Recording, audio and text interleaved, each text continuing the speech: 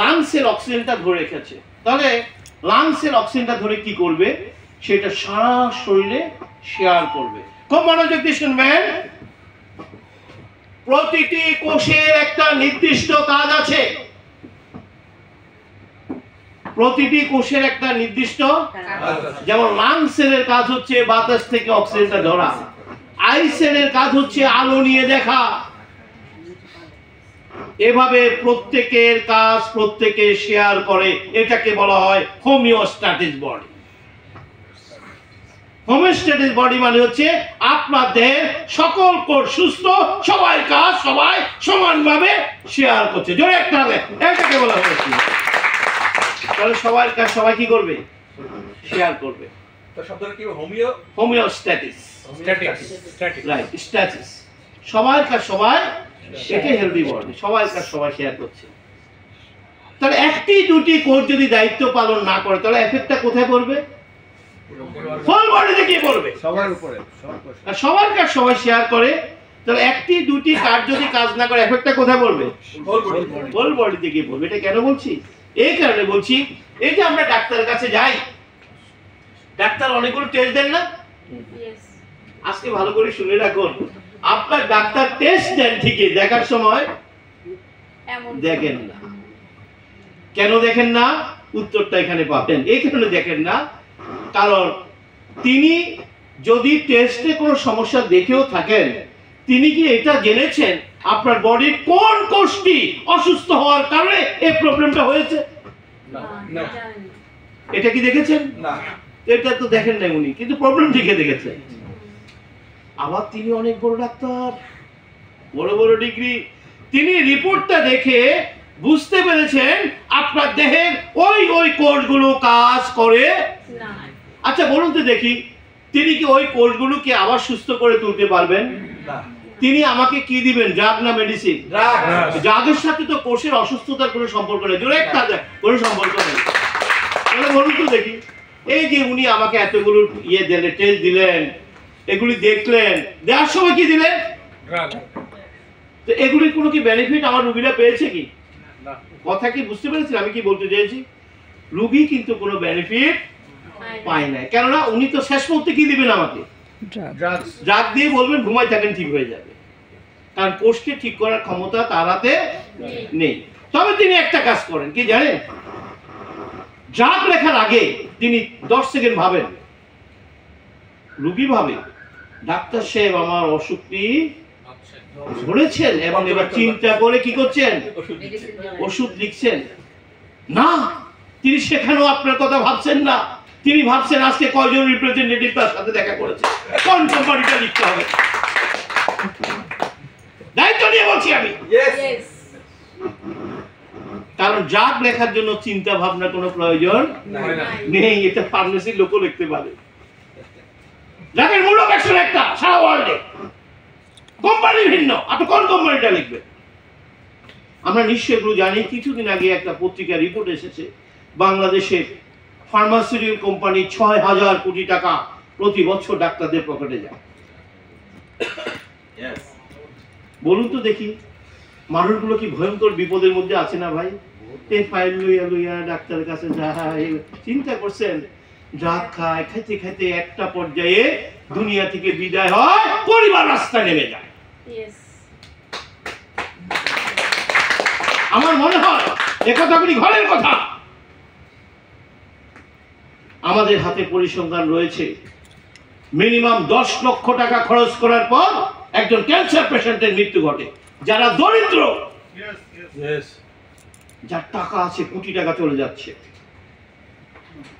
তবে 10 লক্ষ টাকা খরচ করার পর তার কি হচ্ছে, মৃত্যু হচ্ছে। এটা কি একদিনে হয়েছে না 2-3 বছর সময় লাগছে? 2-3 বছরে 10 লাখ টাকা খরচ করে সে কিন্তু শেষ। পরিবার কিন্তু কোথায় চলে গেছে, রাস্তায় নেমে গেছে।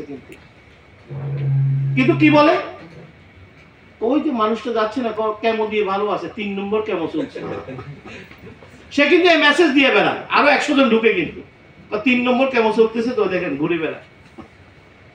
কিন্তু চতুর্থ কেমন সময় তার মৃত্যু ঘটেছে, এই খবর কিন্তু কেউ রাখে নাই। ভাই কথাগুলো ঠিক আছে কিনা বলেন?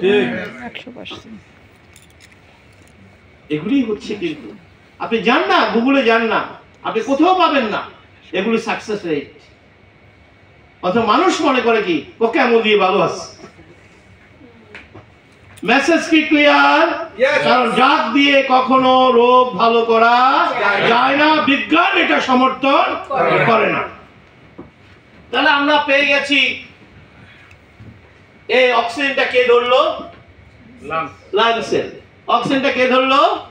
লাংসের। লাংসের অক্সিজেনটা ধরে হার্টে আসলো। লাংসের অক্সিজেনটা ধরে কোথায় আসলো?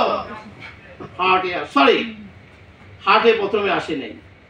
লাংসের অক্সিজেনটা ধরে সরাসরি ব্লাডে পুশ করলো। কিভাবে পুশ করবে? আপনার সারা শরীরে রক্ত জালিকা দিয়ে বেষ্টিত। এই রক্তনালীর উৎপত্তি হার্ট থেকে উঠে এটা সারা শরীরে জালের মতো বিস্তৃত হয়ে আবার হার্টে ফিরে এসেছে। এই পুরো রক্ত সঞ্চালন লাইনকে যদি লম্বা করা হয়, এর দৈর্ঘ্য হবে 1.5 লক্ষ কিলোমিটার। কত কিলোমিটার? আপনার বডিতে রক্ত সঞ্চালন লাইন আছে 1.5 লাখ কিলোমিটার। তাহলে এই রক্ত সঞ্চালন লাইন কি আপনার লাঙের উপর দিয়ে গেছে? হার্টের উপর দিয়ে গেছে, চোখের ভিতর দিয়ে গেছে, সব জায়গায় গিয়েছে। এখন যে কথাগুলি বলবো একটু মনোযোগ দিয়ে শুনবো। আলোচনা কিন্তু আমরা পিক পয়েন্টে চলে গেছি। লাংসের কি করলো? এই যে অক্সিজেনটা নিয়ে সাথে সাথে তার নিকটবর্তী রক্ত সঞ্চালন লাইনে পাস করে দিয়েছে। আবার একটা শ্বাস নেন, ভাবুন কি ঘটনা ঘটলো। অক্সিজেনটা ধরে সাথে সাথে ব্লাডে পুশ করে দিয়েছে। তাহলে অক্সিজেনটা কোথায় ঢুকে গেল? কথা বলেন। অক্সিজেনটা কোথায় ঢুকলো? এই যে ব্লাডে ঢুকে গেছে। টোটাল ব্লাড ভলিউম আছে 5 থেকে 6 লিটার। তার মধ্যে 3টা রক্ত কোষ রয়েছে, white blood, red blood, platelet. Red ব্লাডের দায়িত্ব হচ্ছে ওই অক্সিজেনটাকে সাথে সাথে ধরে ফেলা। তাহলে আলটিমেটলি অক্সিজেনটা ধরলো কে? Red blood. আমার শ্বাস নেন, লাংসের অক্সিজেনটা ধরলো, ব্লাডে পুশ করলো, রেড ব্লাড রিসিভ করে নিল। বলছে পুরো প্রক্রিয়াটা সম্পন্ন হতে সময় নেয় 1 সেকেন্ডে 1000 ভাগের 1 ভাগ সময়। জোরে একটা হাত তালি। খেয়াল করেছেন? এই যে 1 সেকেন্ডের 1000 ভাগ 1 সময়ের মধ্যে কতগুলো সিস্টেম কাজ করে গেছে। তাহলে অক্সিজেনটা কে ধরলো? Red blood. রেড ব্লাড অক্সিজেনটা ধরে রক্তস্রোতে কোথায় যাবে? হার্টে। আপনার হার্ট প্রতি মিনিটে, কমনোযোগে শুনবেন, প্রতি মিনিটে 70 থেকে 72টা পাম্প করে 5 থেকে 6 লিটার রক্তকে 1 মিনিট সময়ের মধ্যে পুরো দেহ ঘুরে নিয়ে আসে। কত কিলোমিটার?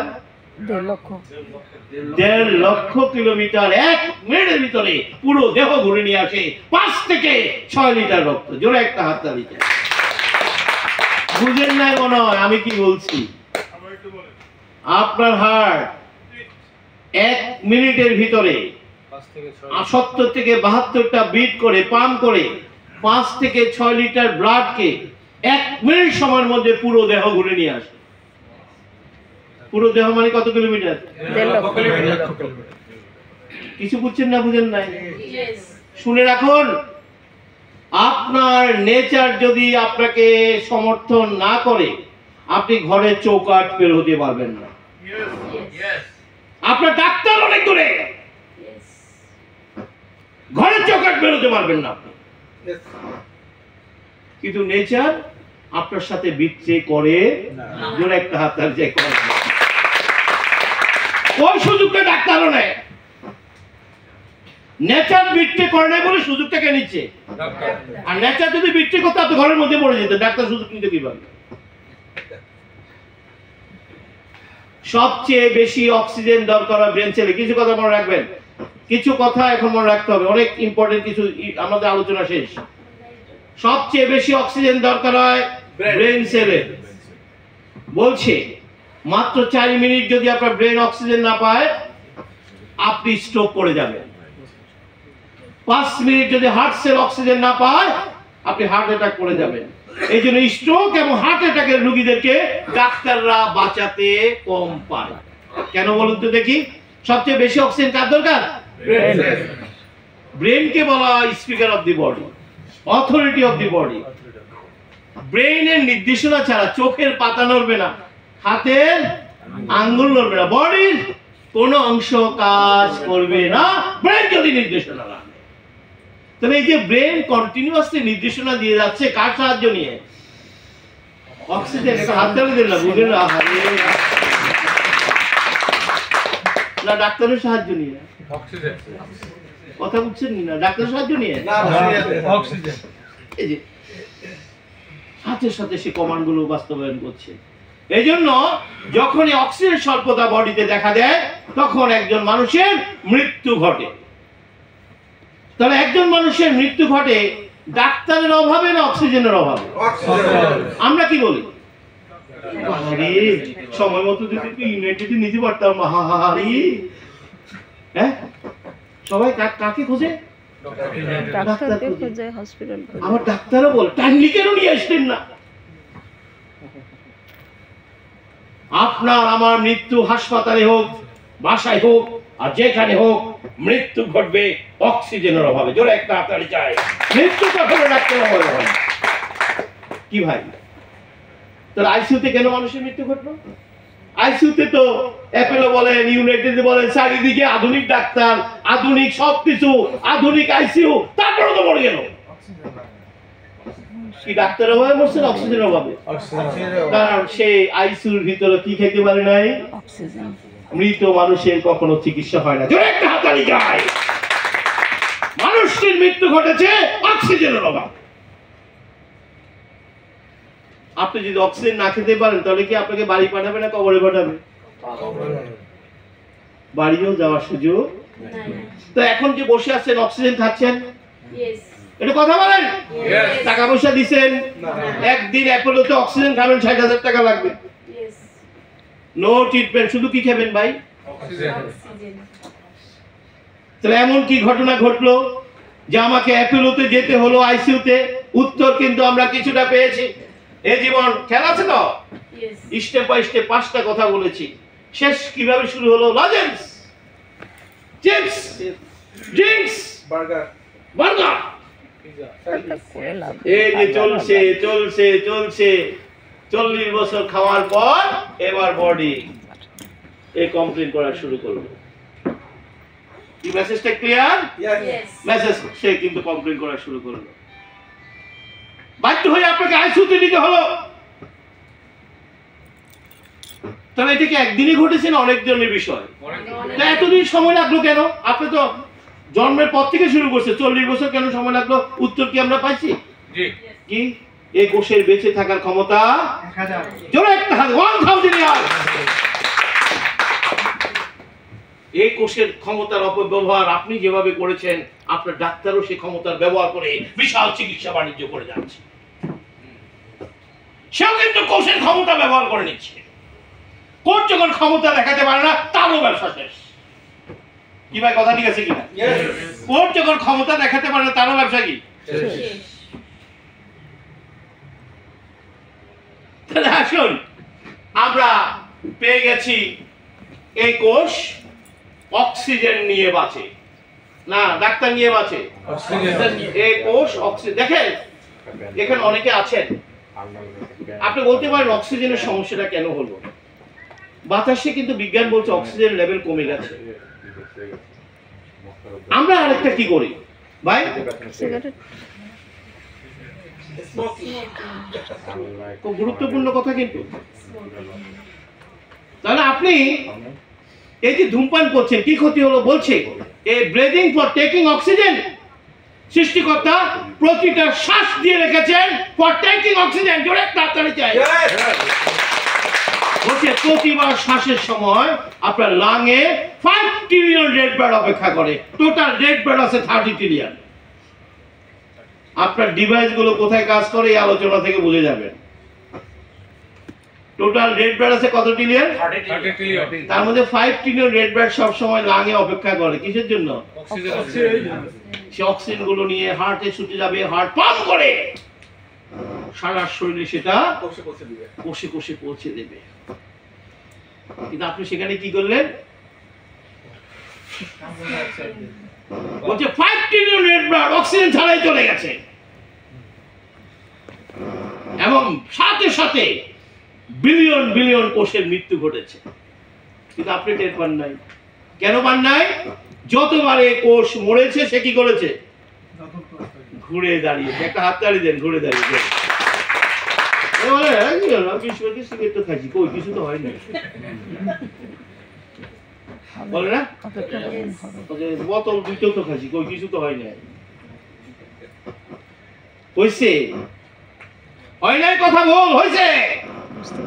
আপডেটের যখন কোষ তার ক্ষমতা দেখাইতে পারে নাই, বাস আপনি সিক হয়ে গেলেন। তারপর গেছেন কার কাছে উদ্ধার করতে? ভাই ডাক্তার কি কথা দিল? লাইসেন্স ক্যান্সেল, বাতিল। জোরে একটা হাততালি যায়। আরো 10-15 বছর আপনাকে ড্রাগ ডুগ খাওয়াইয়া পকেটে যা টাকা পয়সা আছে সব নিয়ে গোরস্থানে পাঠিয়ে দিল। যা, কি কথা ঠিক আছে কিনা? ঠিক। অথচ প্রথম দিনে যদি আপনার এরকম 20-30 হাজার টাকার ফয়েল প্রোডাক্ট সে খেত, ওই দিনে প্রবলেম আর প্রোগ্রামটা শুনতো। জোরে একটা প্রবলেম। আপনি ভয় পাবেন না। কেন ভয় পাবেন না জানেন? মানুষ কিন্তু সবচেয়ে বেশি ভালোবাসে তার দেহটাকে। আপনি টাকার কত ভয় পাবেন না, আপনি এটা ভাই না যে এতক্ষণ সময় ধরে কথা শুনবে কিনা। কথাটা রং, কিন্তু কথা রং। কিন্তু সবচেয়ে ভালোবাসে কাকে? নিজেকে। ভালো নিজেকে ভালোবাসে বলেই সারা জীবনের কষ্টার্জিত অর্থ বুড়ো বয়সে সব ডাক্তার হাতে তুলে দিয়ে আসে। কি কথা ঠিক আছে কিনা? পেটে নল, পাছায় নল, মুখে নল, তারপর 10 লাখ টাকা দিয়ে কি বের করে? লাশ বের করে। এটাও নিজের জন্য করছে। কি কথা ঠিক আছে কিনা? মানুষ যখন চিকিৎসার উদ্দেশ্যে যায় তখন কি বলে জানেন? সময় লাগবে তো 2 মাসের ছুটি নিয়ে আনে। অথচ এখানে 1 ঘন্টা সময় নিয়ে আসতে পারবে না। কিন্তু কবে আসবে? ভাই কথা ঠিক আছে কিনা? কবে আসবে? কিন্তু চিকিৎসার জন্য দিল্লি যাবে, 2 মাসের ছুটি নেয়। সিঙ্গাপুর যাবে। টাকা কত লাগে বলা তো যায় না। জমি বেশি 10 লাখ টাকা হাতে নিয়ে আনে।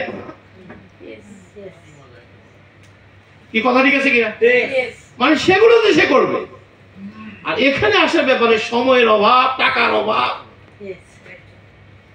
এটা তারও তো দোষ নাই। তাকে আপনি ঠিক মতো ইনভাইটেশনটা দিতে পারেন। জোরে একটা হাতে দিতে পারেন। এটা তার দোষ নাই, সে তো জানে না এই সমাধানটা এখানে আছে। দেখবেন মানুষ যখন ডাক্তারের কাছে যায় অ্যাপয়েন্টমেন্ট নিয়ে বসে থাকে, ওয়াশরুমে যায় না ভয়, যদি সিরিয়াল মিস করে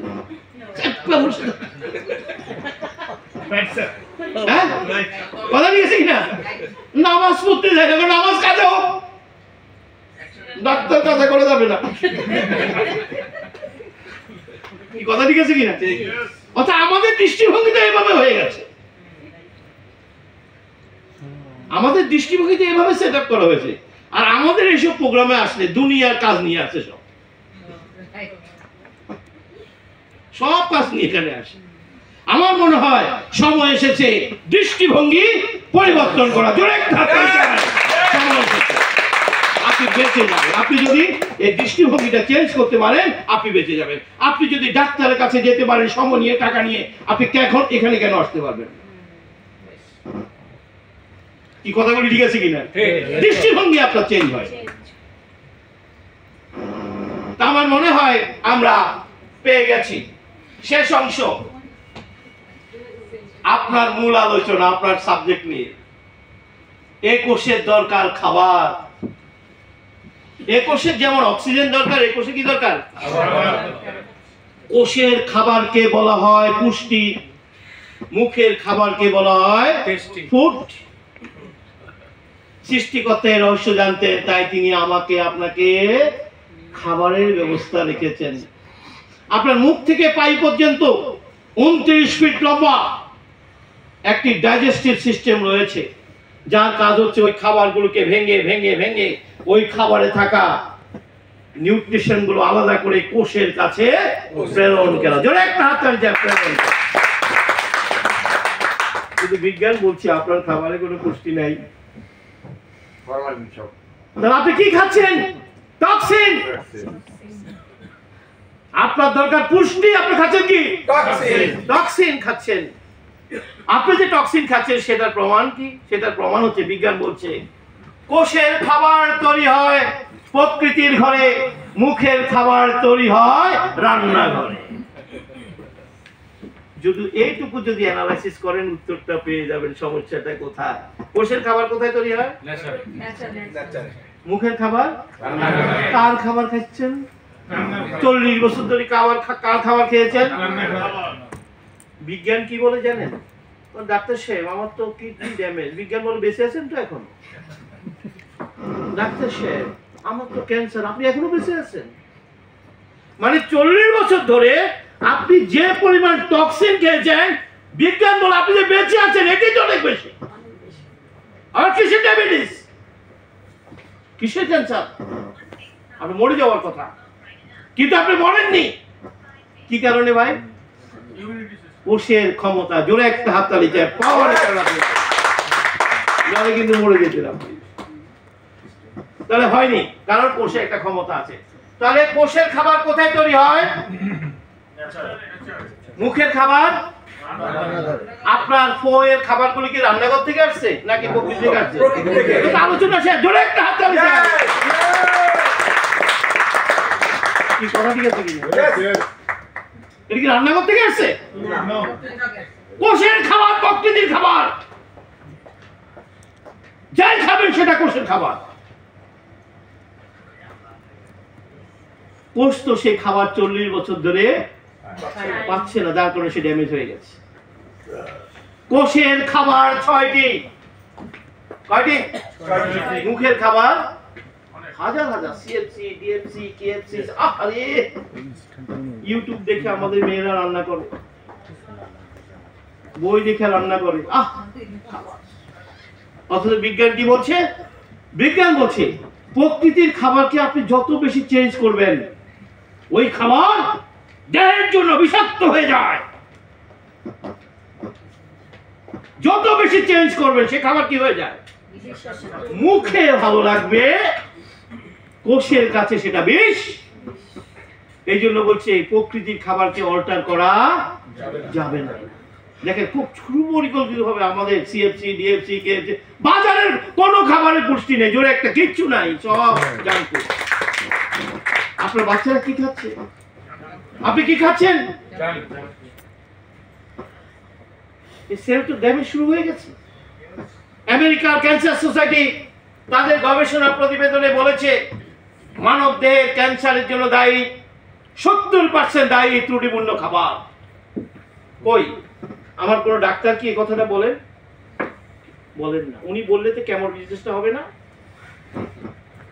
অথচ ক্যান্সার সোসাইটি পৃথিবীর সবচেয়ে শক্তিশালী সংগঠন, তারা বলেছে আপনার দেহের ক্যান্সারের জন্য দায়ী 70% ত্রুটিপূর্ণ খাবার।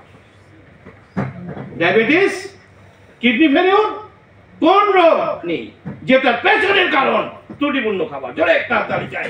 ত্রুটিপূর্ণ আপনার ফল্টি ফুড থেকে এই প্রবলেমগুলো হয়ে গেছে। কথা কি বুঝতে পারছেন? যদি বুঝতে পারেন যে কদিন ইনশাআল্লাহ দুনিয়াতে বাঁচেন সুস্থ দেহ। আমি একটা কথা বলি ভাই, মৃত্যু নিয়ে ভাববেন না, কি মরতে তো হবে নাকি? মরা নিয়ে ভাবার দরকার নাই, সুস্থতা নিয়ে ভাবুন। সুস্থতার দায়িত্ব নিজের হাতে। সৃষ্টিকর্তা এবং চিকিৎসা বিজ্ঞান কেউ এই দায়িত্ব ডাক্তার হাতে রাখেনি। জোরে একটা হাত তালি। কার হাতে রাখছে ভাই?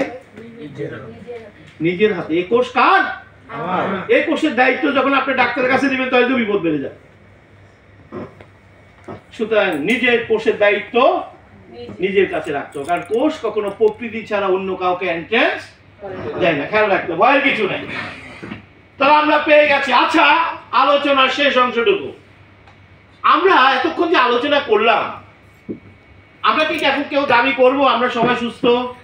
কথা বলবেন? আমরা দুটো স্টেজ আছে, একটা পোস্ট ডিজিজ, একটা প্রি ডিজিজ। পোস্ট ডিজিজ মানে কি জানেন? পোস্ট ডিজিজ মানে হচ্ছে অলরেডি 60টা ফাইল হয়ে গেছে, আগামী সপ্তাহ হাঁটুর ফাইল হবে। একটা মাদার ফাইল হয়েছে, একটা কিডনির ফাইল হয়েছে, একটা ডায়াবেটিসের ফাইল হয়েছে, আগামী সপ্তাহ কিসের ফাইল হবে? এটা হলো পোস্ট ডিজিজ। মানে ফাইল বাড়তেছে, জোরে একটা ফাইল বাড়তেছে। কি ভাই একটা রোগীর দেখবেন 4-5টা ফাইল থাকে কি বলে এই সপ্তাহে হার্টের ডাক্তার অ্যাপয়েন্টমেন্ট, আগামী সপ্তাহে কিডনির ডাক্তার অ্যাপয়েন্টমেন্ট। আর প্রি ডিজিজ মানে আপনি অপেক্ষায় আছেন কখন ডাক্তারের কাছে যাবেন। আপনি অপেক্ষায় আছেন। আমরা কিন্তু কেউ সেফ জোনে নাই, কিন্তু সেফ জোনে নাই, কিন্তু আপনি অপেক্ষায় আছেন, সে বর্ডার ক্রস করে চলে গেছে। তাহলে আসুন না, আমরা এতক্ষণ আলোচনায়, খুব মনোযোগ দিয়ে শুনবেন আলোচনার মূল অংশ। আমরা এতক্ষণ ধরে আলোচনায় কোথাও কি দেখেছি আমাদের এই দেহপুষ্টি অসুস্থ হয়েছে একজন বড় ডাক্তার দেখাতে পারেনি বলে? একটু কথা বলবেন। আমরা কি কোথাও দেখেছি আমার এই দেহপুষ্টি অসুস্থ হয়েছে এটা বড় হাসপাতালে যেতে পারেনি বলে? কিন্তু আমাদের সকলের আক্ষেপ কি, গ্রামের মানুষ বলে আহা যদি একটু ঢাকা গিয়ে বড় ডাক্তার দেখাতে পারতাম। আবার ঢাকার মানুষ বলে আহা যদি একটু সিঙ্গাপুর যেতে পারতাম। অথচ আমরাই আলোচনা দেখেছি আপনার এই দেহকোষ ডাক্তারের অভাবে অসুস্থ হয়নি, আপনার এই দেহকোষ হাসপাতালে যাওয়ার অভাবে অসুস্থ হয়নি, বরং আমরা দেখেছি আপনার এই দেহকোষ অসুস্থ হয়েছে। দেখে কই